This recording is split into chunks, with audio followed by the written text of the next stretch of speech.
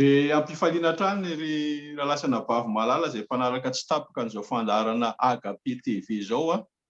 no hiara-bananareo sy andraisana mpitiavana ihany koa ireo vahiny izay nasaina amin'ity takarivo ity ary dia mbola mamerina trany ny fiarabana ho antsika rehetra nahatratra izao taona vaovao 2024 izao ary izay moa no tapany voalohany izay rahantsika eto amin'ity fandarana ity dia ny fampiarabantsika nahatratra izany taona vaovao izany dia izay menada mpanolotra moa dia efa manolotra sazy izany fiarabana izany ho antsika rehetra mpanaraka tsy tapaka izao fandaharana TV Agape maneran-tany izao ary dia mirary soa antsika tsirairay avy mirary fahasalamana indrindra indrindra satria izay ny voalohan-karena hoy ny teny malagasy dia ny fanahy masina anie hitari-dalana antsika hoentintsika mamakivaky ity taona 2024 ity dia omeko ny anabavy ihany moa izany mba hanolotra ny teny fiarabana ho antsika rehetra ihany koa izy. Ya, mankasitraka indrindra raha nadafaly miarabanao dia manona fiadanan'ny tompo aminao ihany koa atafahona indray tsika ato anatin'izao fandaharantsika izao dia manona ny fiadanan'i Jesosy Kristy tompo ho anao any tokantrano izay mpanaraka tsy tapaka an'izao fandaharana ito amin'ny TV Agape izao.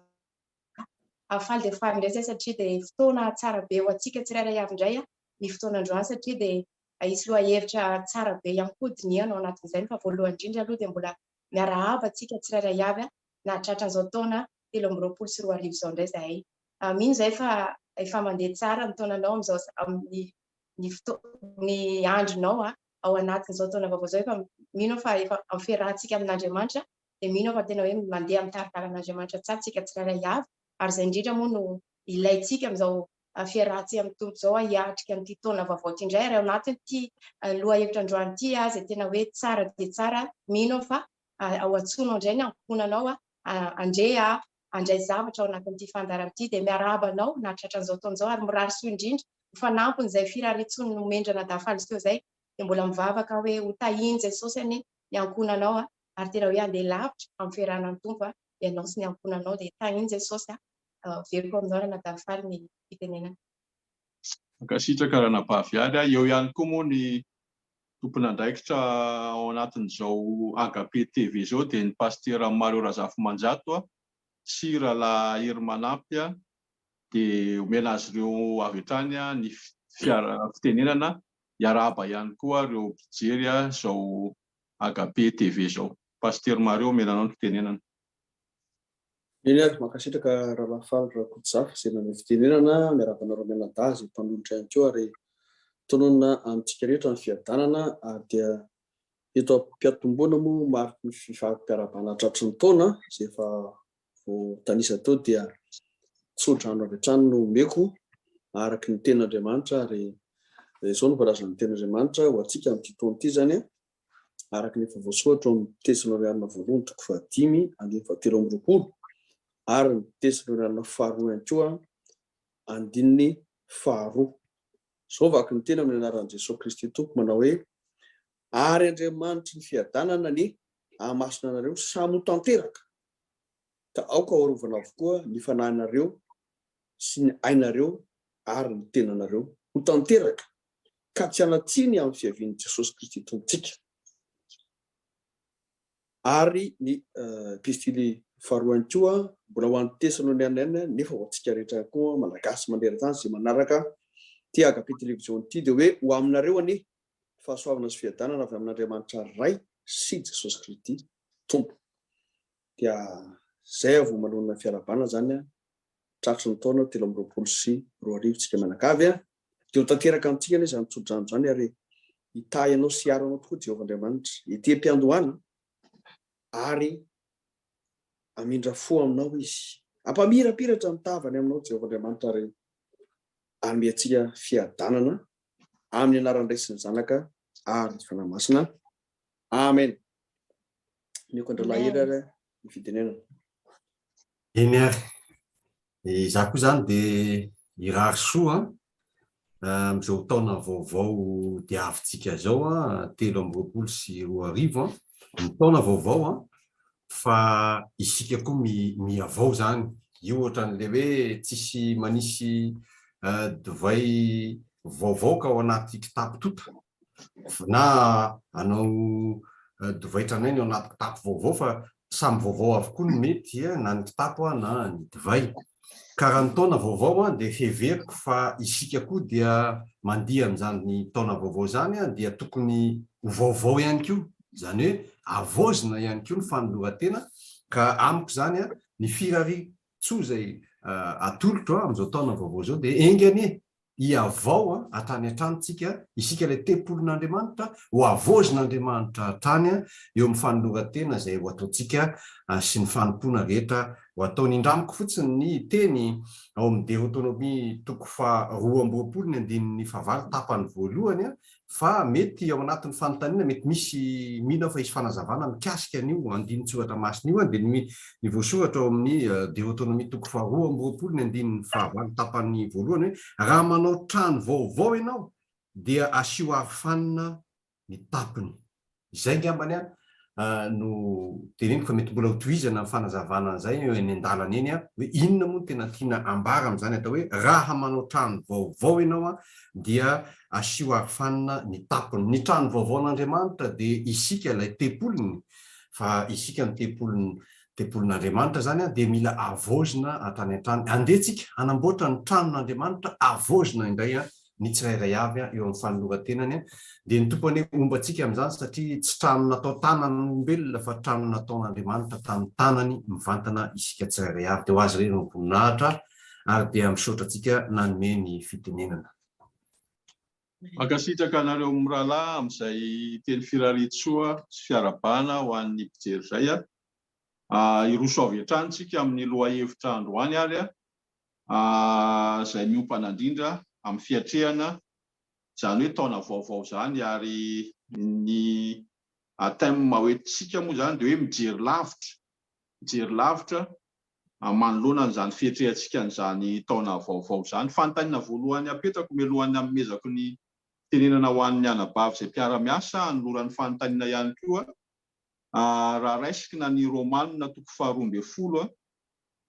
Romanina 12 dia ny andininy faharoa izay mivaky toy izao amin'ny anaran'i Jesosy manao hoe ary aiza manaraka ny fanaon'izao tontolo izao fa miova amin'ny fanavaozana ny saina hamantaranareo ny sitrapon'Andriamanitra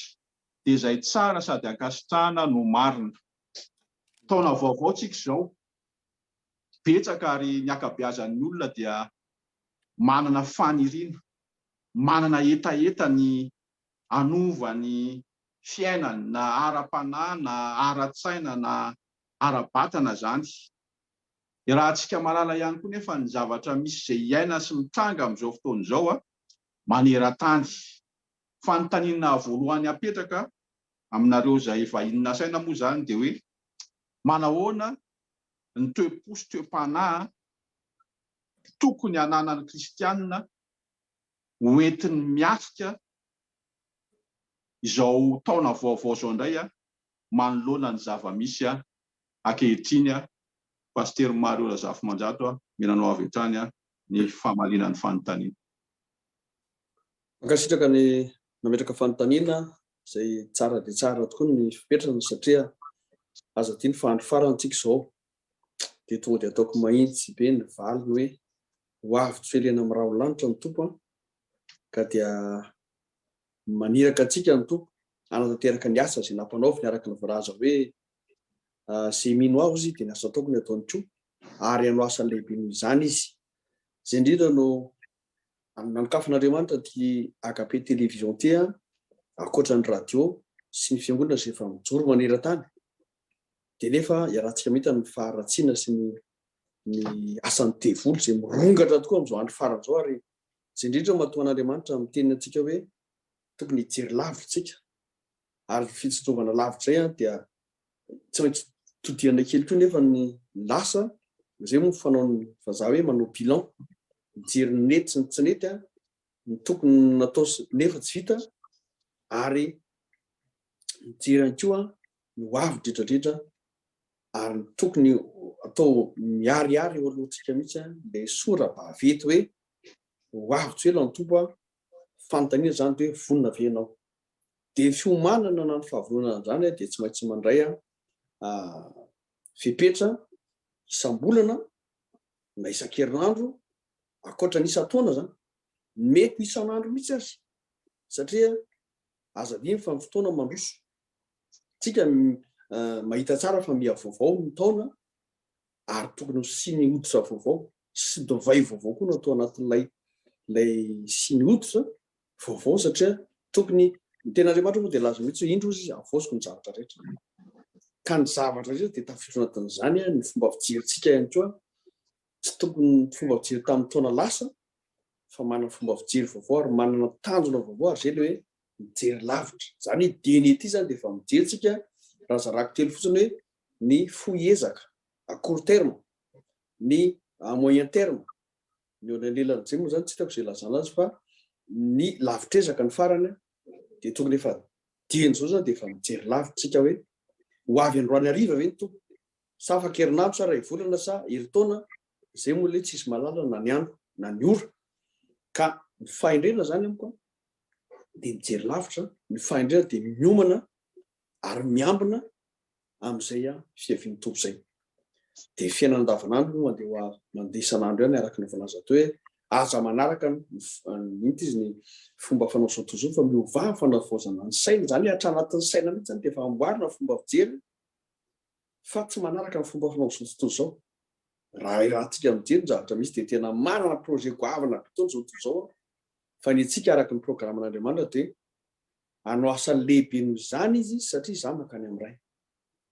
efa manamboatra fitoerana ro tsika ny an-danitra Jesosy ary ho avy tsy ela izy ka zay ngamba no fampidirako fa mbola hotizako moa ny fahazavana rehefa avy eo fa mena ny hafa ilay fitenena efa tapitra ny 3 minitra. Makasitraka anao Pasteur Mario Razafy-Manjato amin'izay valim-panontany anomenao zay atodiko ihany koa amin'ny rahalahy hery manampy Razaka Manarina izay fanontaniana izay manahoana ny toe-poso ny toe-panahy tokony hoentin'ny kristianina manoloana ny zava-misy amin'izao fotoana izao mba tsy hijery ny zavatra misy fa ny tenin'Andriamanitra dia hoe tsika mandeha amin'ny finoana fa tsy amin'ny fahitana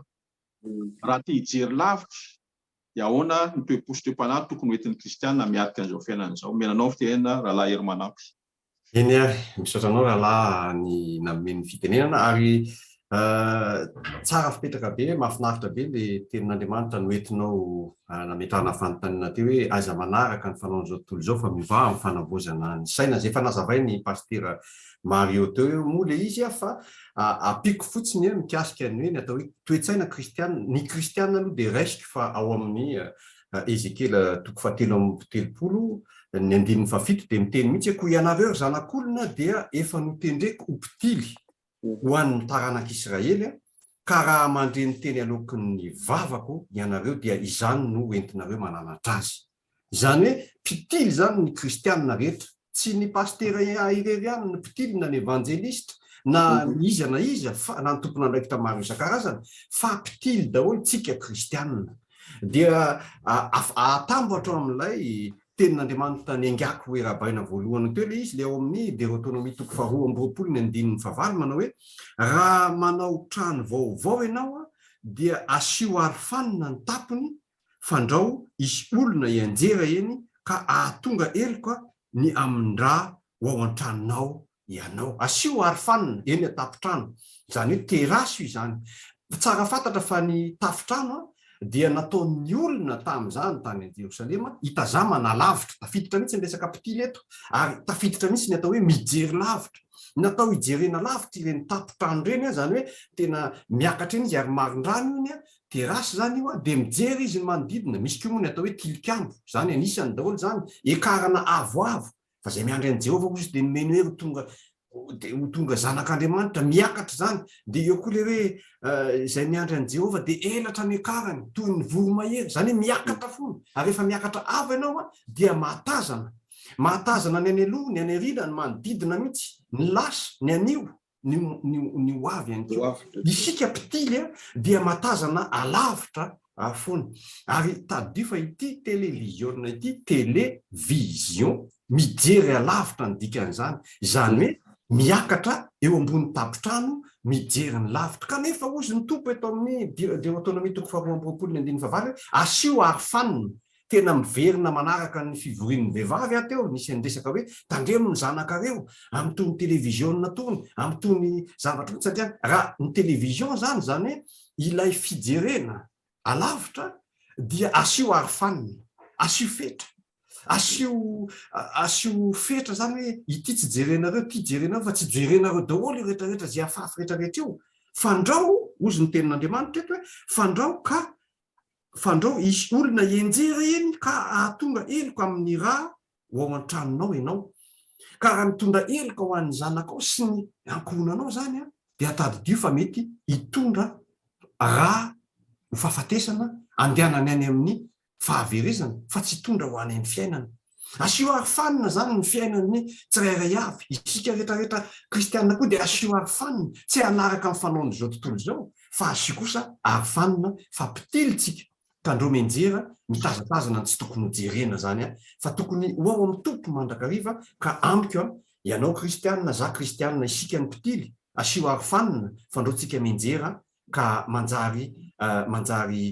mampalahelo satria ny pitily indray no menjera ny tokony ilaza indray ny tsy misy dia inona ary no ambara araky ny teniny hoe raha mandreny teny aloky ny vavaka ianao ka izany no entinao mananatra azy atreo angamba dia azo ajanoka atreo satria 3 minitra zay dia ampy agnamby zay ilazako ny tiako lazaina aloha hatramin'izao dia isaorana ny tompo amin'izany.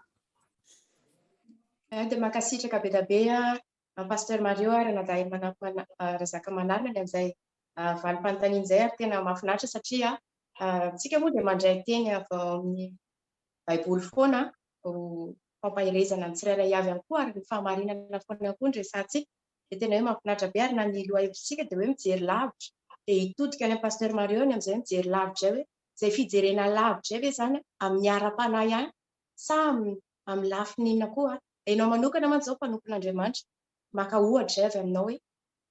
mety hoe mijery atsika amin'izao mba liana ihany koa ahoana zany zao taona vaovao zao mitondrana ny fiangonana eo koa nefa ny ankohonana eo koa ny fiainana andavanandro ny projet manokana maha-olombelona sy ny sisa rehetra dia ny tiako anontaniana hoe mino fa mijery atsika amin'izao mba liana ihany koa hoe mba ahoana no mba tokony ho fanomanana zany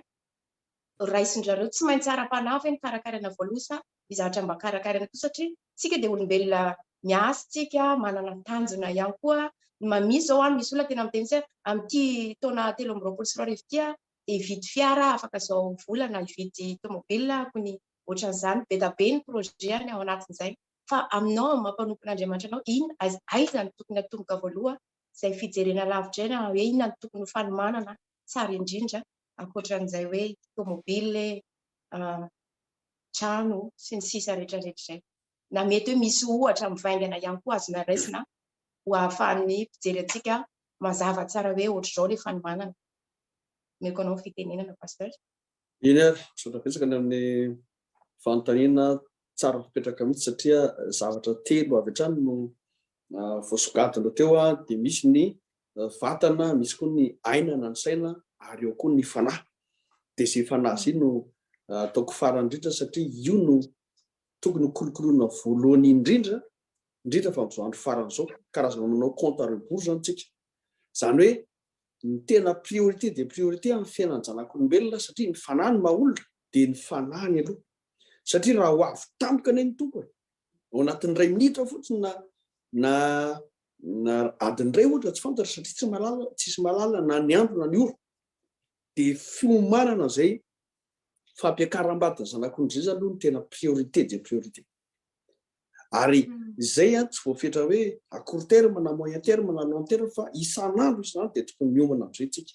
isa-tseka gondra mihitsy raha azo atao takandrivotra iainana ary zay le tsodrano vao nataoko tamin'ny voalohany teo moa teto am-piantomboana hoe Andriamanitra fiadanana ny hahamasina anareo samy ho tanteraka ka ho kahorovana avokoa ny fanahinareo raha izay sy ny ainareo ary ny tenanareo ho tanteraka tsy anatsiny amin'ny fiavian'ny Kristy tompontsika ka amin'izay fiavian'ny tompo izay zany dia tsy maintsy miara-panahy no voalohany indrindra no kolokoloina tehizaina ary zay mahatonga antsika mandeha eto amin'ny radio toriteny 7 isan'andro misesy toroteny fito isanandro mandra-parivan'ny andro fa raha ohatra ka tsika jeriny tamin'ny taona lasana tamin'ny mahazatra hoe indray mandesaky ny alady any tsika mivavaka na indray mandesaka ny sabaty any vo iety toroteny dia taraky be tsika fa mila miazakazaka araka ny voalaza vavoatsitika rahalahy Hermanamy teo hoe fa zay miandry any Jehovah tsy miandry biso akory tsika na hoe miandry fidirana ao am-pianarana na any am-piasana miandry lera fa miandry any tompo fa zay miandry any Jehovah izy dia mandroso hery elatra ny akarany tahaka ny voromahery miazakazaka izy fa tsy ho sasatra ary mandezy nefa tsy ho dreraka ka raha ijery an'ilay fahita lavitra indray zany le mijery lavitra dia any amin'ny saina koa zany mila mijery lavitra ny saina zay le hoe makasary an-tsaina ozy fiteny imaginer amin'ny teny frantsay imaginer zany hoe par imagination zany no akatsika saran-tsaina any an-danitra hoe isika zao nefa efa voapetraka any an-danitra efa isana toko faharoa andiny fahaenina dia manambara zany ny tompo hoe efa tafatsangana ozy izy ao an-danitra isika ary efa niara-napetraka miaraka amin'ny Jesosy Kristy any an-danitra efa natsangana ary efa napetraka niara-napetraka raha olona tsy manana saina na mahay makasara-tsaina tsy afaka imaginer na makasaina ny zavatra any zay zany le tsy maintsy ampiasana ny saina akoatra ny saina le saina zavatra ny ambony dia ny saina koa natao andinihana ny fiarahamonina satria ianao manambady aman-janaka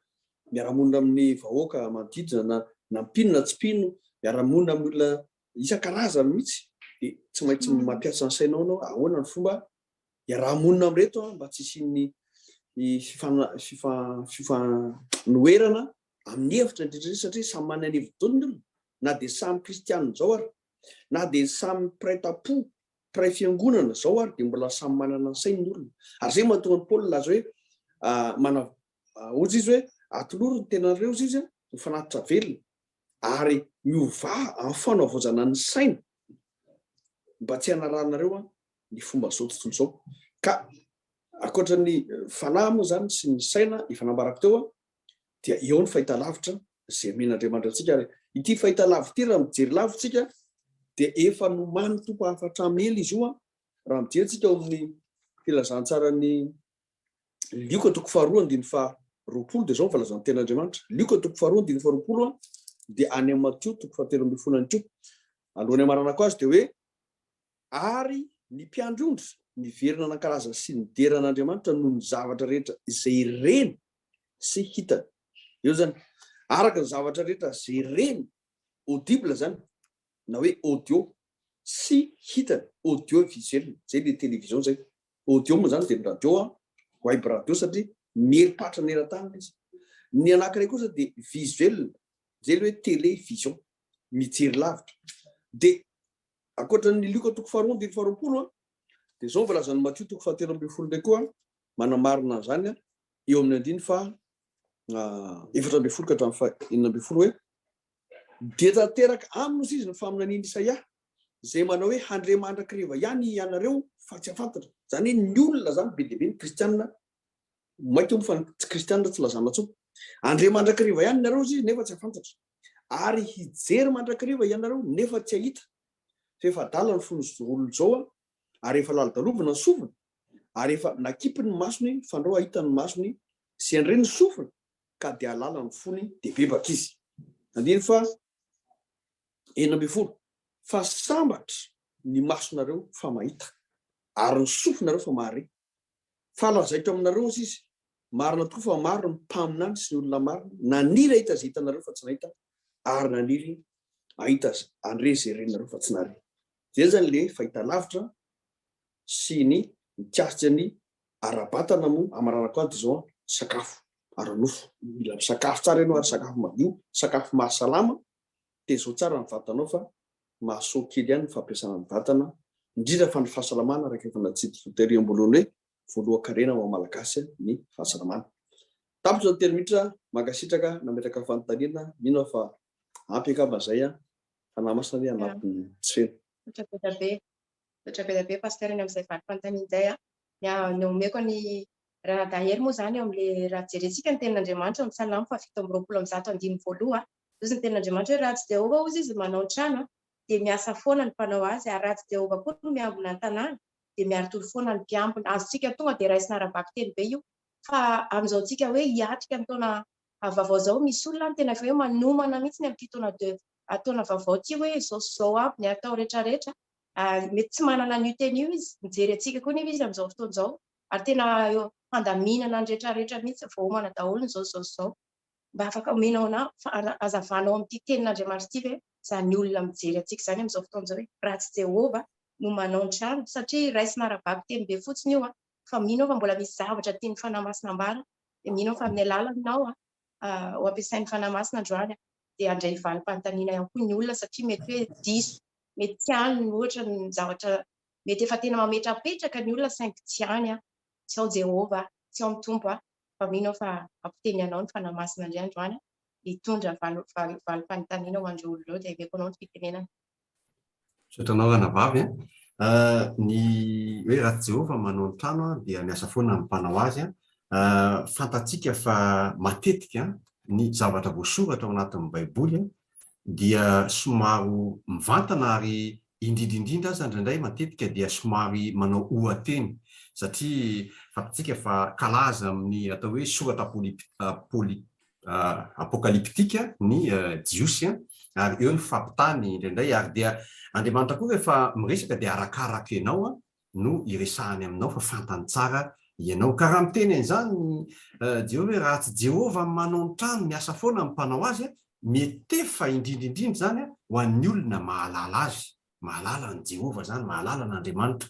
ka le ohateny ao anatin'izay dia tena hoe trano tsy natao tanana zany fa nataon'ny Jehova. Isika tempolon'Andriamanitra zany no tena resahan'Andriamanitra io. Isika olona raha tsy izy mihitsy manao trano dia miasa foana ny mpanao azy zany hoe isika ilay olombelona izay nataon'Andriamanitra tamin'ny tanany fa tamin'ny fiandohana dia Adama dia Andriamanitra mihitsy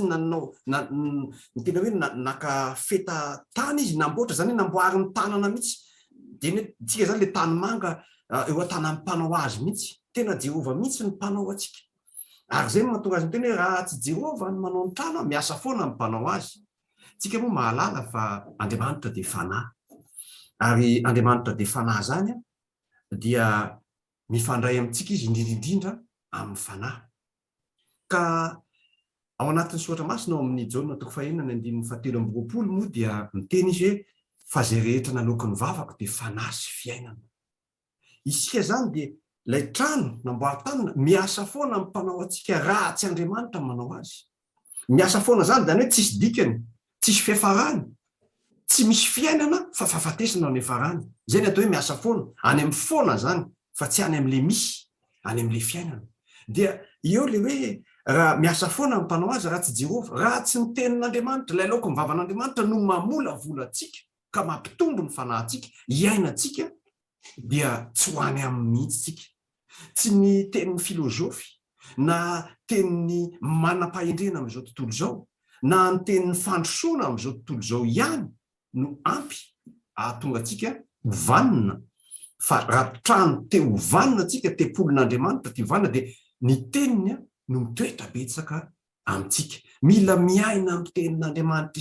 isan'andro ny olona mahalala an'Andriamanitra. Mila mitokana mandrakariva izy tahaka ny hoe mitokanao any efitranonao dia miresaha amin'Andriamanitra anao fa amaly anao izy. Isika ilay mpitily miteny hoe hitsangana eo ambonin'ny fitazanako aho ary hijoro eo ambonin'ny manda hiandry ahitako izay holazainy amiko sy izay avaliko amin'ny fitarainako dia ino atao hoe Jehova namaly ahy ka nanao hoe soraty ny fahitana ka atao velona tsara ny soratra eo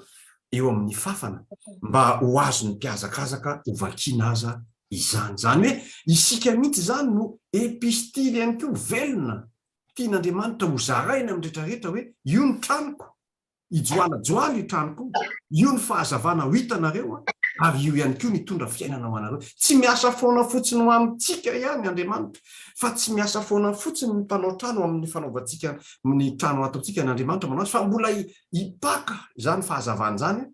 ho any amin'ny hafa ka tsy asa foana fa mbola hitombo ihany koa fa Andriamanitra spesialista amin'ny fampitomboana. Ny kristianina zay amboarin'Andriamanitra dia hiparitaka toy ny fahazavana ka akasika ny hafa lasa contagieux le izy contagieux le fiainana ka manjary be da be no voarato ao anatin'ilay araton'Andriamanitra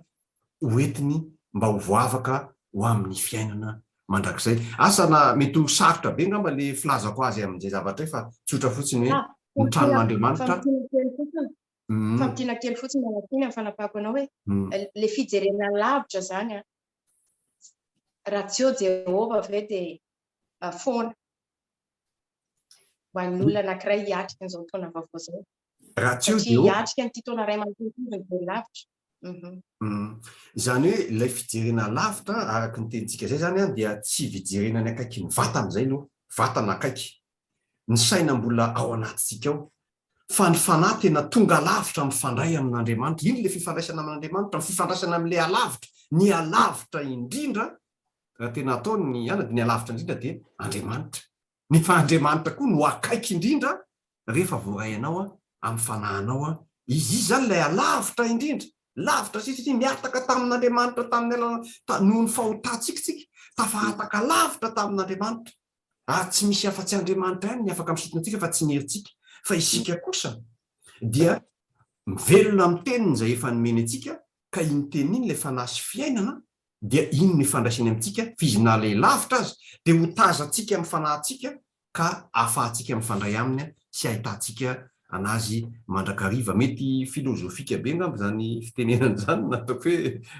teolojika be raha tsy fantatro ny filazana azy fa tsotra fotsiny saina vatana fanahy hozy pastera Mario teo no marafitra antsika fa Andriamanitra dia fanahy ka ny fanahy dia teny izay alokon'ny vavan'Andriamanitra no mahavoky azy ka raha mivelona amin'ny sakafom-panahintsika dia ny tenin'Andriamanitra dia hiresaka amintsika foana izy mifandray amintsika tsy alavitra intsony fa akaika. Dia izy manao ny trano, izy manao ny tempolo izay isika zany ary tsy asa foana ny mpanao azy satria Andriamanitra tsy mba miasa foana ihany koa. Zay ngiamba. Amen. Dia mankasitraka hatrany ianareo mirahalahy moa amin'izany valim-panontaniana izay tena hoe manome torohevitra sy torolalana. Angamba nijanonao amin'ny rahalahy hery manampy ihany satria niteny ianao teo mikasika ny hoe fanantonana an'Andriamanitra, fitokanana ao anatin'ny hevitra, ny vavaka sy ny rehetrarehetra. Ankoatr'izay mba hahatanterahan'izay vina na hoe mijery lavitra izay. Raha mijery amin'izao fotoana izao, amin'izao fetim-boan'ny taona izao dia betsaka ny fiangonana miditra ao anatin'izany hoe fanetretena, fifadikanina. Fanontaniana petrako dia izao hoe ilaina tokoa izany fandinihan-teny izany ve? Ilaina ve ny mifadianina mba hahatanteraka an'izay fijery lavitra izay satria fantatsika fa Andriamanitra manana ny parany fa itsika kristianina ihany koa dia misy parantsika tsy maintsy hoe ataontsika manoloana ny zava-misy dia ny fanetretena nofo indrindra indrindra. Fa ny tenin'Andriamanitra moa dia miteny hoe tsy ny mofo ihany no mahavilona fa ny teny rehetra alokon'ny vavan'Andriamanitra ka manahoana ny fijerinao tena ilaina tokoa ve? Misy ny sasany hoe mitenin'izao tontolo izao moa hoe ny fiainana rehefa sarotra ve mbola hifadianina ny aninao any nefa tsy mbola hifadianina izany raha ohatra ka mba misy torohevitra fanazavana fandresen-dahatra amin'ny alalan'ny tenin'Andriamanitra ihany koa mba azonao amena sy ampirisiana ny tiano amin'izao fotoana izao rahalahy hery manampy dia avy eo mena amin'ny pastera ny fitenenana. Misatranao rahalahy. Ny anomboako azy aloha amin'ny valitenin'izay dia tonga dia hiresaka ny Jesosy. Jesosy dia Andriamanitra velona tany an-danitra, Andriamanitra mihitsy izy no nidina teto an-tany. Eo koa manko misy filazan'ny olona matetika hoe fa zany Jesosy zanak'Andriamanitra, Andriamanitra angano miteraka. Oka zava-tsara fa ny atao hoe raha izaho zao natao hoe zanaky Boina, na atao hoe zanaky Tananarivo, na zanaky ny any Tomasina, tsy midika zany fa Tomasina niteraka fa avy any ahako ny dikany, avy any a Tomasina na avy any a Tananarivo ka raha miteny hoe zanaka lahy tokan'Andriamanitra, zany hoe zanaka avy any amin'Andriamanitra, zany avy any an-danitra, avy any amin'Andriamanitra fa tokana Andriamanitra ihany zany tokana zany, tsisy afa-n'Andriamanitra. Andriamanitra ny tafinofo dia ao amin'i Jesosy Kristy. Ampitaiky fotsiny izay mananantsika argument rehefa mifanena amin'ireny olona miteniteny foana ireny. Dia rehefa ao amin'i Jesosy Kristy, Jesosy Kristy zany dia tonga ary tonga ny asany voalohany dia hoe satria ampisehoany fa tanany ihany fa tsy ny herintsika na ny tanjantsika no ahafahantsika mametra-pihavanana amin'Andriamanitra no fahalavitantsika tamin'ny fahotantsika fa ny tanany mihitsy izy mihitsy ny idina eo amin'ny azo fijaliana atao sorony amitra-pihavanana amin'Andriamanitra ka tsy ho lavitra n'Andriamanitra itsontsika no ny fahotantsika fa ho akaiky noho ny fahasoavany amin'izay teo amin'ny azo fijaliana ary nandritra n'izay fiainany teto zay izy dia nanao ohatra be da be izy izany hoe nazavainy tamintsika hoe rehefa mitafy olombelona izy ka olombelona dia zao no ataovy modely nataony an'izay mihitsy azy i Jaona mpanao batisa hoe ataovy fa zao no mety zao no tokony atao tamin'ny nanao batisa azy hoe tsy zao no tokony hanao batisa anao fa ianao no tokony batisa ataovy izy fa zao no tsara tokony ataonao zany hoe nampiseho izy zany hoe modely hoe zao ianareo rehetrarehetra dia tokony atao batisa no tena batisa aloha ny olona lehibe rehetrarehetra dia avy eo ihany koa dia nisy ny fifadikanana nataony ny azy moa 7 andro tsy andehanao ianao 7 andro ihany koa fa dia misy karazany koa ny fomba fatao hoe fifadikanana ny fifadikanana koa nefa tsy teo amin'ny andron'ny Jesosy ihany misy ny fadikanana fa talohan'izany nisy fifadikanana nataony Estera da nitry ny 3 andro nisy fifadikanana nataony Daniela ihany koa zay nanao hoe fadikanana ohatrany hoe tsy mihinana hena izy fa mihinana hanin-kotrana misy fomba be da be fadikanana inona moa ny antony fadikanana ny antony fadikanana dia efa nresaka ihany tsika teo hoe saina vatana fanahy ny olombelona dia entina hampanginana ny etaeta nofo ny etaeta ny vatana mba hisandratra bebe kokoa indrindrandrindra ny ara-panahy ny antony dia mba hivelomantsika ny ara-panahy ka ny ara-panahy no andeha ametraka kokoa apetraka ampijoro kokoa zany hoe ampangina kokoa ny vatana ny nofo zay fatatsika fa mety hitarika atsika any amin'ny etaeta tsy tokony hibahana ny saitsika kosa fa ny fanahy no misandratra ka afaka hibaiko tsara ny vatana ka ampandrindra isy ekilibra zany eo amin'ny saina vatana fanahy ny fadikanina ihany koa dia manafaka ihany koa indrindraindrindra eo amin'ny olona zay voafatotra fa asahako mijovavolombelona aminareo fa za dia olona fokasikara be mihitsy taloha nomboka tamin'ny 4 taona fa rehefa tena tonga ny fahatsiarovatenako namono tena ny tompo ka ny fadianina hitako zavatra tsy ho vitako mihitsy miala amin'le izy da tena miraikitra be zay zany dia tena ny fadianina 3 andro zay mivady dia isaky mangetaeta dia mivavaka sy mamaky teny tena lazaiko aminareo fa fahatelo ny andro zay amin'ny fomba mahagaga fahatelo andro zay ny fadikanina dia ohatra ny tsanganany tompo fa tena ohatra ny tsy ny fokasikaratr'izay nenako zany mihitsy ahako ary mandrakitiny androany efa ho 20 taona tsy ny foana n'izany tsy ny afaka tanteraka mihitsy ny tiako lazaina amin'izany dia hoe ny fadikanina ihany koa dia fomba fivavaka zay ahitanao ny herin'Andriamanitra mihitsy izay tena hoe tsy takatry ny herinao izay no mahatonga ny Jesosy nanao tamin'ny mpianatra nanao hoe itony karazany tony dia tsy afaka raha tsy mivavaka sy ny fifadikanana tamin'le devoly mipetraka tamin'lay zatovo zanak'ilay rangazy nisy atao hoe posede zany misy zany zavatra zay tena hoe mahery ka ilaina fifadikanana ihany koa mety ho situation io mety ho zavatra amin'le olona io fa raha ny teny ny tompo manao hoe raha mifady hanina ianareo ozy hoe raha mifady hanina ianareo izy tsy miteny hoe raha sendra mba mifady hanina nareo fa na miteny izy hoe raha misy fifadikanina ataonareo raha te hifady hanina nareo tsy miteny fa raha mifady hanina nareo zany hoe ny fifadikanina zany dia fivavahana ihany koa ao anatin'ny mivavaka ifandraisana amin'Andriamanitra mivavaka moa dia midika hoe fifandraisana amin'Andriamanitra ka ny fadikanina zany dia vavaka ihany koa no dikany ary zay mampiavaka atsika kristianina tsy mifady hanina fotsiny zao tsika hoe mba hifadifady hanina fotsiny komsa zany fa mivavaka ihany koa ao anatin'izany mila fahendrena nefa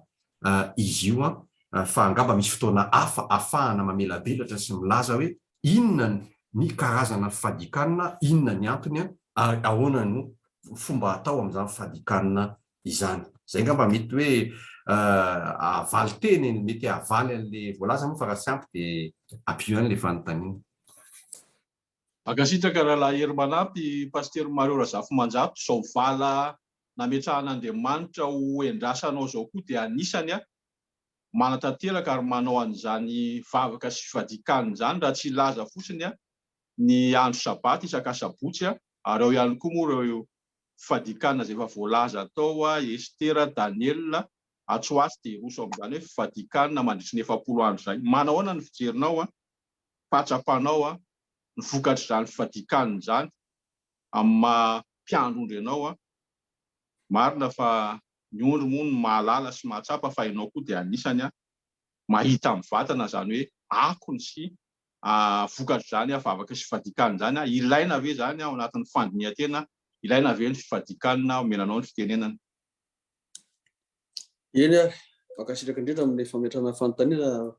rahafaly Rakijafy valy ny voalohany tonga dia mahitsy be hoe tena ilaina, tena hoe indispensable mihitsy zany fifadikanina eo amin'ny fitaizana ny vatana. Ary raha mbola anontany dokotera ary nareo mpitsabo zany io tsy mpivavaka rehefa resanareo izy mikasika ny hoe fifadikanina dia ilaza izy tena anisan'ny fanafody tsara indrindra ny fifadikanina satria manadio ny taova rehetrarehetra ao anatin'ny vatana zany ny appareil digestif nahatra ny vavony, ny avokavoka hatrany amin'ny rein, ny foie sy rehetra hatrany anatin'ny nify sy ny partie rehetra izay andalovan'ny sakafo ara-nofo zany dia azo diovina avokoa anatin'ny fifadikanina. Ao moa sasa manao fifadikanina arahana rano zany hoe ny hanina zany mifadiny fa ny rano izy misotro zany manadio manasa le fitaova rehetra zany any anaty ary na ny rà koa ary dia miatsara ny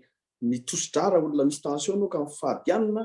raha misy diabeta anao mifady hanina karazana aretina be dia be zany no sitrana amin'ny alalan'ny fifadikanina. Maika moa fa raha no vavaka izy tena Andriamanitra dia milaza mihitsy hoe fa manompo ny Jehovahandriamanitra reo izy Exodus 3:20 zay hoe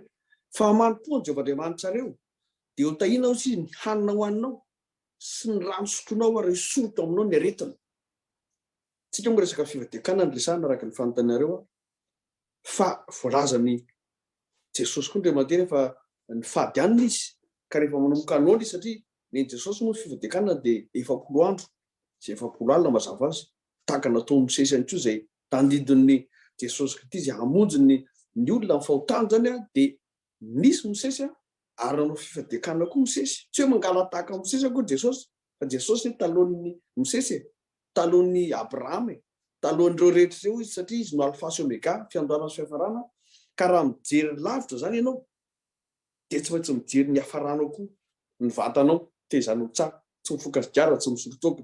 tsy manao zavatra tsy araky ny toe-pahasalamana tokony hananao. Rahalahy eny moa temoiny azy teo hoe miala tamin'ny sigara fa za koa dia sady misorotoka ny mifokatra gara ny arotorina mody balina na dita tena ny karazana fahotana maro ary efa tena tonga fotoana hoe mila miala amin'izany toetra ratsy sy fomba ratsy zany dia niditra tao anatin'ny fifadikanina satria nisy fahotana izay tsy afaka mihitsy. Za moa tsy za manala fa Jesosy fa rehefa Jesosy anaka atolory amin'ny fonao dia natolotra azy ny foko, natolotra azy ny tenako araka ny Paoleo atolory ny tenanareo fanatitra velona masina fanompomana tokony ataonareo zany dia izay zany le fanoloran-tena ka tsy nomofy ihany iveloman'ny olona izy ny teny Jesosy rehefa nanontania Satana izy satria rehefa noana ianao anaty fifadikanina tadidio fa anatin'ny fifadikanina izy mitonga Satana mampilendalendanao sy zavatra mamatotra anao eo amin'ny tenanao indrindra fa nonofinao. Tsika mbola olombelona nofa mandraha dia manana atao hoe 5 sens: maso mijery, la vue, pily moa tsika te hijery Facebook, mijery film, mijery zavatra fahafinaretana maso. Deuxième sens ny sofina miaina, l'ouïe, te hiaino ny resaka olona, te hiaino ny fosafosa tsy miresadresaka politika, resaka zavatra tsy mampandroso ny Aropana. Mila ifadiana hanina. Troisième intizy sens ny ohatraka resaka fanamboloana ny orona, l'odorat. Raha vao maheno fofona sakafo matsiro anao indrindra rehefa za rehefa manomboka fifadikanina vao manomboka roany tena tonga dia efa mandre fofona laoka manitra be zany lisy tsy sitrako fa reko mihitsy hoe devoly mandefa le fofona sakafo manitra ikasihana anazy mihatraizany fahalemeko sy ny fahazakako ny Jesosy moa zany de vato mihitsy no teneny hoe raha tena zanak'Andriamanitra io izy ovay ho lasa mofo izy ty vato ty. O Jesosy tsy ny mofo ihany veloman'ny olona izy fa ny teny rehetra zay laoko ny vavan'Andriamanitra. Ka ny fifadiakanina zany raha tena ifadianina feno ten'Andriamanitra. Mamaky ho anahy manokana zany de ny méditation tena sakafoko rehefa manao fifadiakanina. Fa ny teny kosa izy Jesosy de tsy teny fotsiny ihany fa fanahy sy fiainana. Zany ivelomana mahavelona mihitsy ny fifadiakanina. Ary rehefa tena mihinana ten'Andriamanitra ianao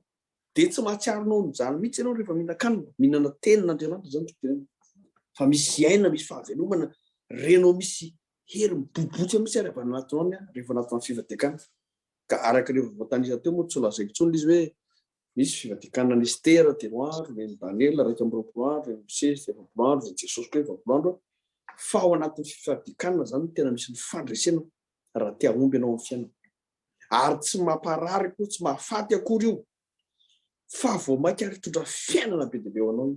Jesosy de laza mihitsy hoe ny mpangalatra tsy avy raha tsy hangalatra hamono handringana fa zaho avy hanana ny fiainana ary fiainana be dia be. Ka raha raisinao zany teny zany, raha raisinao zany teknika fa fitezanao ny vatanao, ny sainao hatrany anatin'ny fananao de vokisy fanamasina. Fa rehefa feno fanamasina io koa de ny repère anankiray raha te hitsinjo lavitra ianao. Rehefa feno fanamasina vao miaingy fa aza mana tena mihitsy ianao ho any an-danitra kanefa tsy feno fanamasina. Tsy miakatra any an-danitra zany tena samy tena zany mihitsy fa raha vao olona tsy feno vavaka, tsy feno ten'Andriamanitra amin'ny fiainana nefa ho avy ny tompo de tahaka le Virgine 10 adala tsy nitahiry solika fitaiza. Ny solika fitaiza zany de ny ten'Andriamanitra. Ny solika fitaiza de ny fahamarinana. Ny solika fitaiza de ny fanahy ny fahamarinana tsy misaraka ny fahamarinana. Ary ny fahamarinana de tsy afa fa soratra masina. Ray masino manary masinana ny fahamarinana fa ny tenao ny fahamarinana. Makasitraka. Halleluja. Amen. Amen. Tena mazava tsara mihitsy amin'izay resaka fifadiakana izay mahafinaritra be ny fandaharantsika. Mino fa hainao ampijery ihany koa dia tena mbola liana dia liana tokoa saingy izao moa hoe manapetra ihany ny fotoanantsika. Tsy haiko moa hoe atao amin'ity fanontaniana ho apetrako ity ve ny eto ve ny famaranana sa tsy fa manapetra ihany ny fotoanantsika resadresakantsika nefa tsara dia tsara ary tena mahaliana satria resaka eto foana ihany fa teto moa dia nandray tsika hoe vatana ny resakantsika teo vatana saina fanahy ny 5 sens ny fifadiakana ny loka matsiro ny fofona matsiro ka zao hoe nandray teny anankiray tamin'ny ranada hery manampy razaka manarina toy ny teny hoe équilibre ozy izy dia te hiteny any hoe te hanazavany amin'izay zany hoe eo amin'izay équilibre izay mihitsy misy olona tena ataoko hoe kristianina izy tsy mahay mandanjalanja izay amin'izay resaka équilibre izay amin'ny vatana saina fanahy amin'ny rehetrarehetra mihitsy amin'ny fiainana andavanandro sy ny sisa amin'ny ara-panahy mba afaka mena ireo torohevitra avy eo entiny hamakivaky an'ity taona ity satria mila équilibre ny zao fiainantsika zao mila an'izay hoe mipandanja tsara mandeha amin'ny fahendren'Andriamanitra fa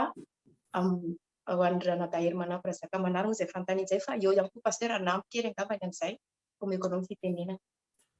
Iny misaotra ranabavy équilibre ny saina vatana fanahy moa no resahana. Ohatra ny alao aka ohatra anankiray hoe matetika manao ohatra hoe automobile foana matetika nataoko ohatra. Ny automobile dia misy carrosserie dia misy motera ary dia misy ny mpitondra azy.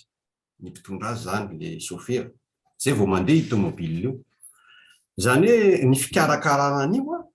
raha tsy équilibrena koa dia tsy handeha amin'izay loniny. Raha ny motera fotsiny karakarainao nefa ny any amin'ny carrosserie sy ny pneu tsy karakarainao dia hichauffe atoerana fotsiny le motera fa tsy handeha le automobile. Ary raha ohatra koa ka ataontsika hoe ny vatan'ilay automobile tsara tarehy nefa ny motera ny simba tsy handeha koa io automobile io.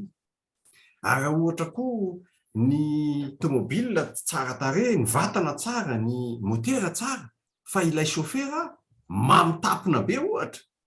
dia tsy lasa lavitra io fa tonga dia mety hidona any amin'ny poto na ihany koa voatsoka baloma dia mijanona teo tapitra ny fitondrany any automobile tsy mandeha intsony ilay automobile. Ohatraohatran'izay ihany koa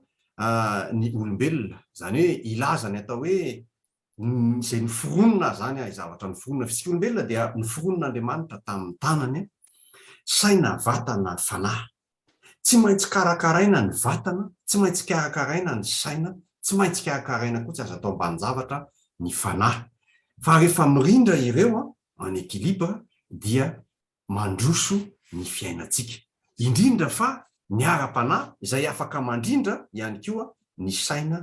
sy ny vatana. Izany hoe rehefa tomady ny ara-panahy izay resika eo ohatra ny shoferan'ilay tomobilina dia ho voakarakarany daholo ny vatana sy ny carrosserie sy ny motera satria tomady tsara ary vonona ny karakara ihany koa ny chauffeur. Dia ny fanahintsika zany no chauffeur atsika.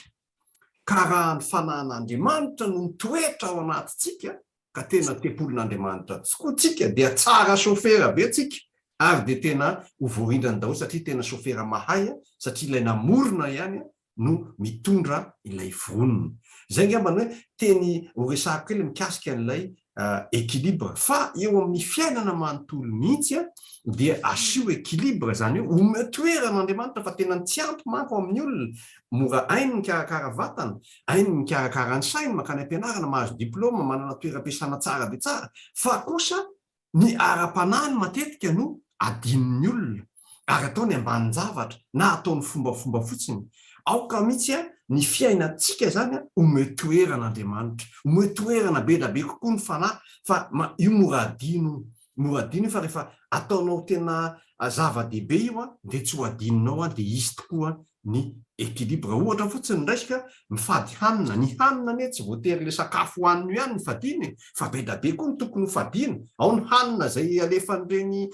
aina manjery ireny, ny televisiona mandefa n'io sary tsy mandeha amin'ny zelonio, ireny hanina koa mila fadina mihitsy ireny, ireny tena fadina tanteraka mihitsy koa ireny. Ka raha ohatra tsika variana mijery an'ireny, mijery zavatra hafa, variana amin'ny lamody ny sasany manaraka ny lamody etseroa dia misy toerana ao an'Andriamanitra ve anatin'izay? No ve tsy toerana tokony namokisyantsika ararotina namokisana ny fanahy zany rehetra toerana rehetrarehetra zany ometoerana Andriamanitra mba hisin'ny équilibre ihany koa eo amin'ny maizy atsika. Zay ngamba no tiako afatra ampitay.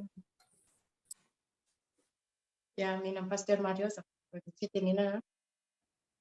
Iny ary efa feno difeny zay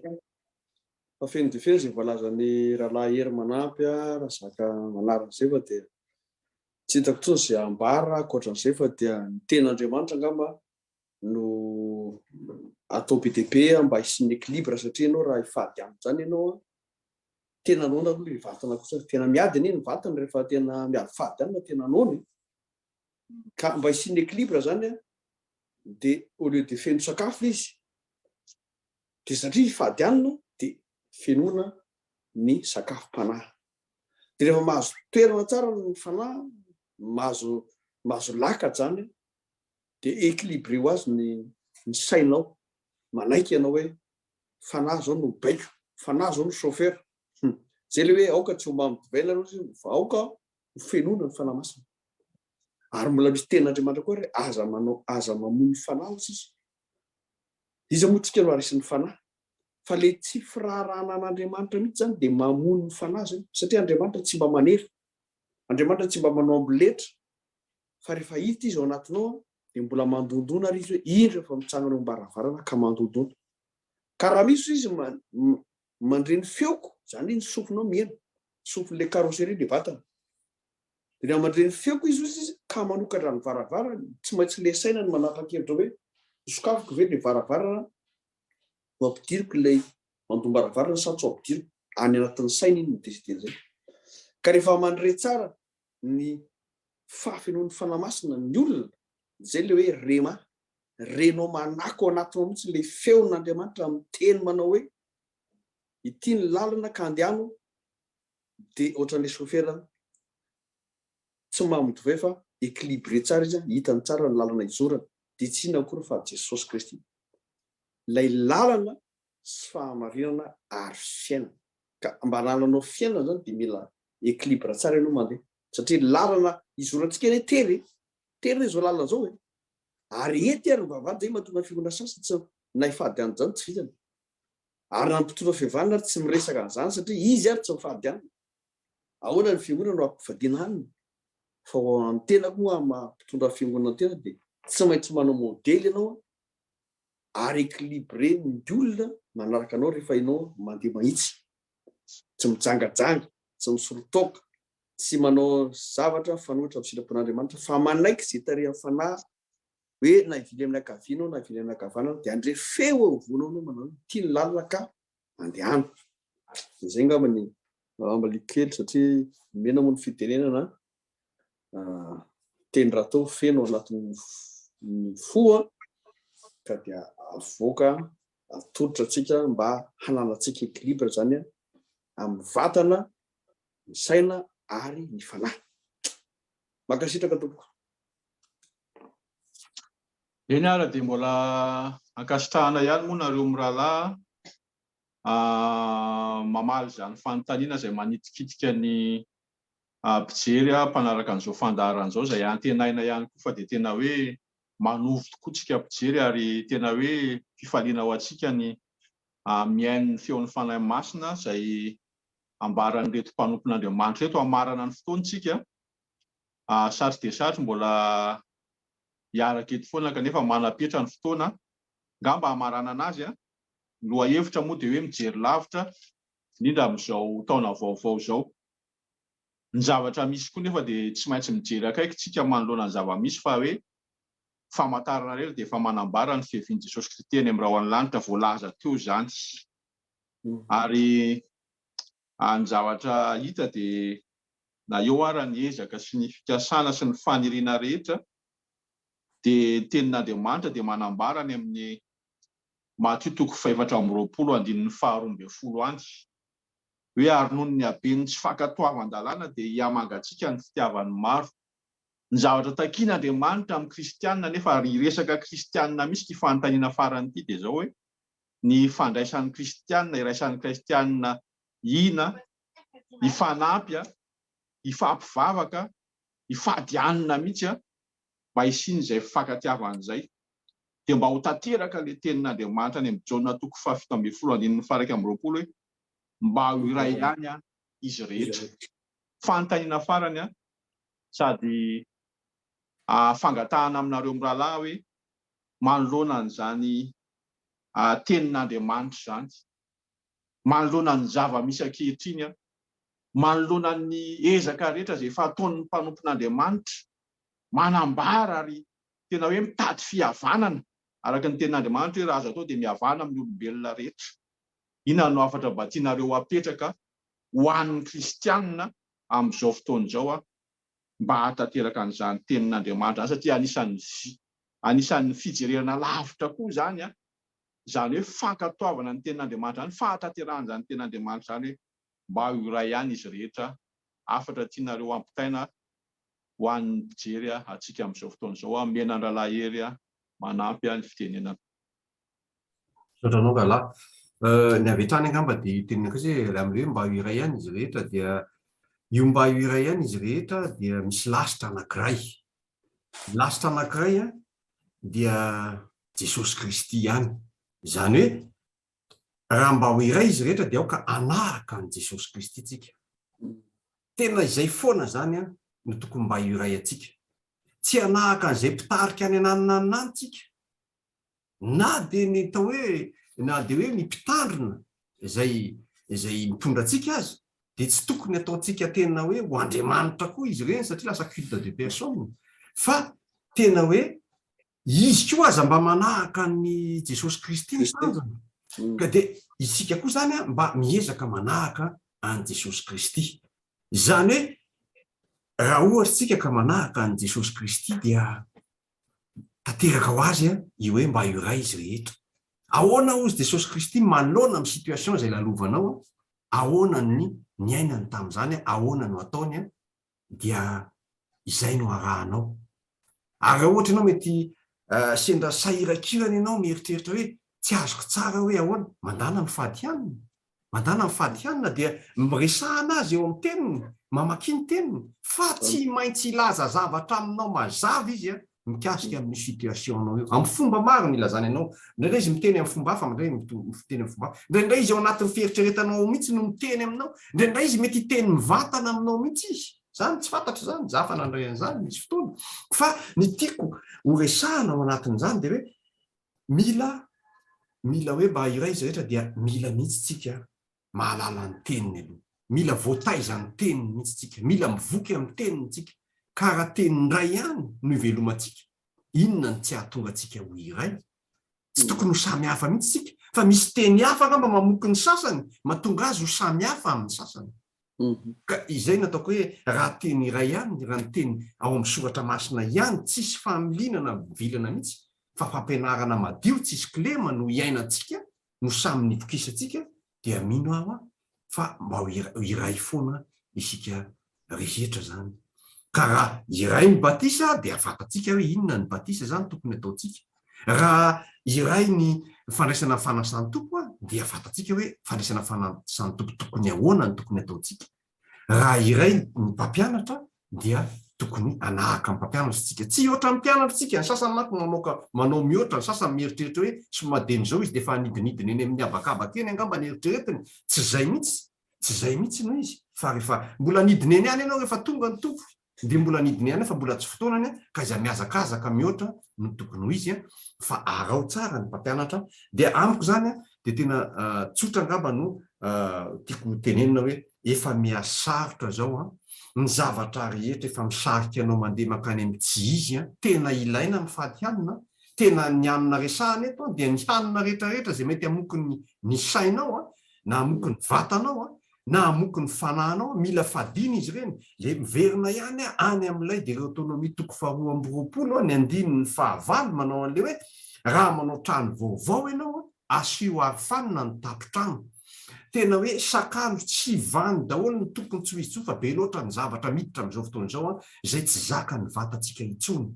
ka mila tsy vatany saitsika tsy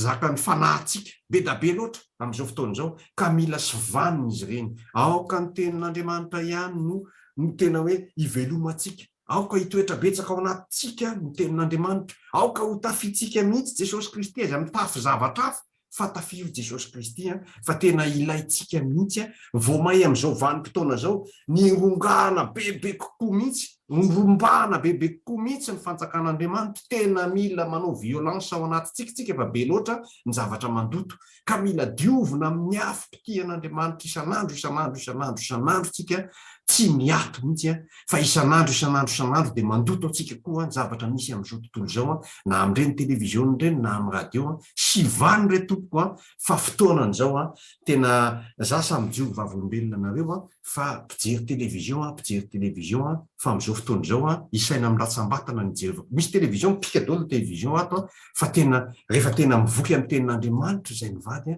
de tsy manam-potoana hijerena an'izany televizion zany koa zay mandeha le televizion ohatra ny manelingelina anay mba hijerena an'io angamba de ny BFM TV sy ny vaovao amin'izay tsy zakanay mijery azy elaela loatra fa efa tena votony tena hoe fiainanao amin'ny tompo ianao miova ianao miavao ianao olom-baovao ny tediavin'Andriamanitra madio zany vaovao fa tsy olo-kafa koa hoe lasa hoe olona manana tanana efatra fa tena olona tena hoe vaovao madio toy ny volamena diovina ka mbola tsy vita re tompoko ny fiazakazahana fa mandra-pahafatitsika na mandra-piavin'ny tompo miazakazaha mila ezaka zany mila erisetra ao anatintsika ho an'Andriamanitra rery ny voninahitra mino afa malaza zavatra betsaka izay voalaza zay teo ambany fitarihan'ny fanamasina ho azy rery amin'ny voninahitra lazatra amin'ny taloha indrindra ary mandrakizay amen. Mankasitraka rahalahy hery manampy Pasteur Mario afatra farany ho an'ny mpijery sy mpanaraka an'izao fandaran'izao mikasika an'izay fanontanian'izay. Eny ary hitao mpamarana dia fisaorana lehibe moa no atolotra anareo mianadahy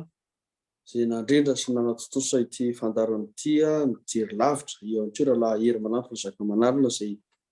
nandray anjara tao amin'izao fivahinianana eto amin'ity televizion agape ity dia izay fivahinianana izay koa no anasako antsika rehetrarehetra hoe vahiny sy mpivahiny ihany tsika no etỳ tany efa ho avy tsy ho ela le mpampakatra antsika ka dia ho an'ny olona vonao ampakarina dia mila mihavana amin'ny olona rehetra tsika araka ny teny hoe raha mbola azo atao ihany dia mihavana amin'ny olona rehetra indrindra fa ny fahamasinana fa izay tsy manam-pahamasinana tsy ahita ny tompo be dia be loatra moa tsy ny fiangonana amin'izao fotoana izao ary mitsangana vetsy mitsangana verony hoe hoaiza atao le reto fiangona be dibe mitsangana reto fa ao anatin'ireny mantsy misy mpamina ny sandro ao anatin'ireny misy fampianarana diso ao anatin'ireny dia be vokotsy mipetrapetraka ary mahatonga ny kristianina ary lasa tsy mifankaty nefa ny baiky ny kristy raha ny tenin'ny farany dia hoe mba ho ray ihany izy rehetra ho tafaradalana ve ny roa raha tsy mifanaiky ozy ny Amosy 4:7 zany hoe mila mifanaiky amin'ny fitondratena araka ny toepana araka an'Andriamanitra anisan'izany fivadiakana anisan'izany batisa voaresaka teo be dia be ny kriterana ny fipetra takian'Andriamanitra mba hananantsika fitondratena araka ny sitrapon'Andriamanitra indrindra fa ny fahamasinana amarana koa azy ny boky Apokalipsy dia miteny mihitsy ny tompo Apokalipsy 2:20 zarana 2 dia 2:20 zany ny sasany mizara 2 zany eo ny lalana na ianao mandehan'ny maloto dia aoka mbola aloto ihany fitondran'Andriamanitra na any amin'ny tsy marina dia mbola anao ny tsy marina ihany fa zay marina kosa aoka anao ny marina zay masina aoka iamasina le fahamasinana tena takian'Andriamanitra amin'izao andro farany zao ary amaranako tena farany indrindra dia ny epistily sorato amin'ny Paoly ny Korintiana hoe amin'izao farany zao izy dia reto telo reto no mitoetra finoana fanantenana ary fitiavana izay lehibe indrindra dia io fitiavana io ny kritera farany hijerevan'Andriamanitra hoe kristianina tokony hifankaty tokony miara-dia ary ozy ny tompo hoe mbola misy olo hafa ozy izy ivelan'ity vala ity zay tsy maintsy mbola hoentiko hen'ny feoko dia ho andehany ray ihany izy rehetra ary ray ihany mpianatra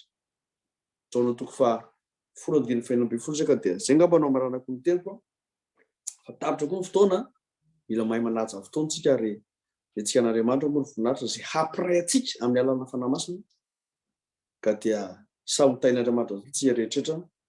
raha mbola tsy tonga ny tompo dia mbola ioana reto tsika atao amin'ny heriny androany samy mitsijo lavitra manamboatra tsara ny fiainany ara-panahy ara-tsaina ary ara-batana amin'ny anarany Yeshua Masia Jesosy Kristy tompo amen. Amen. Ho an'i Jesosy rery ihany tokoa ny voninahitra tamin'ny fotoanantsika androany izay totosa soamantsara indray satria raha tsy teo izy dia tsy mizatra totosa teo dia misaotra be da be an'Andriamanitra tsika misaotra ny vahiny ihany koa mankasitraka indrindra tamin'ny valiteny rehetra izay voalaza teo tena hoe miasa ny fanahy masina ao anatin'izay ka mihitsy manantena fa ianao izay nanaraka an'izao fandaharan'izao dia tsy niala maina nandray ianao entinao mamakivaky an'ity taon'ity ao fijerena lavitra tsika tao anatin'ny resakintsika tao androany mino fa nandray ianao voatany ankonanao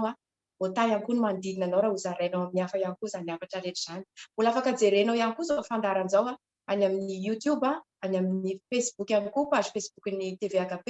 ary koa any amin'ny akp.org dia afaka mijery ianao tsy sao dia ianao mieritreritra mantsy hoe mbola te aheno ianao mbola afaka mamerina mijery tsara ianao sy ny ankonanao asao ihany koa ny namana izay mbola tsy nahita an'izao fandaharan'izao ka manasa anao indray ray amin'ny heriny an'ito izao hitondra loha hevitra vaovao indray zay amin'ny heriny an'ito izao raha mbola tsy tonga ny tompo dia mbola eo eto ihany indray tsika dia mankasitraka Andranadafary ny ara-miasa tamiko teto mankasitraka indrindra ihany koa ny teknisiana ao ambadika ao izay manapita an'izao fandaharan'izao any tokantranao any dia mirary soa indrindra dia tahian' Jesosy daholo tsika rehetra manaraka indray fa omeko amin'ny pasteur Mario ngamany anao vavaka fohy amaranana an'izao fandaharantsika izao. Vavaka sika raha eo ampanetretena no ametrahanay ny hoavinay mba hafanay mijery lavitra ny asa izay napetraka ao aminay araka ny nambarana hoe Simeona dia ny asa tokony ataony tso ary mba totosa izany asa izany dia apetraka fiaina am-pelantananao ny fandrindrana ny asa rehetra hanananay ekilibra ary raha tsy ianao Jehovah no manao ny trano dia miasa foana izahay ka na dia miteny ary ianao hanao asa lehibe noho izany izy satria ianao mankany amin'ny ray Jesosy dia matoky ny fanahy masina izay mirahanao izahay fa izy no hitaridarana anay amin'ny marina rehetra ary tsy teny ho azy izy fa izay rehetra reny avy any aminao no ambariny aminay hafanay manaraka ny dia izay efa soritinao alohanay sokafo ny masom-pananay hafanay mijery lavitra dia raha izy anao ny voninahitra sy ny tena Andriamanitra apetraka feno ampelantananao mpijery sy mpanaraka ity fandaharana ity mba samy hiakatra eny amin'ny rahon-lanitra rehefa ho avy ianao naroviana tompo amin'ny anaran'i Jesosy Kristy tompo naovako izany vavaka izany sika rehetra manao hoe amen.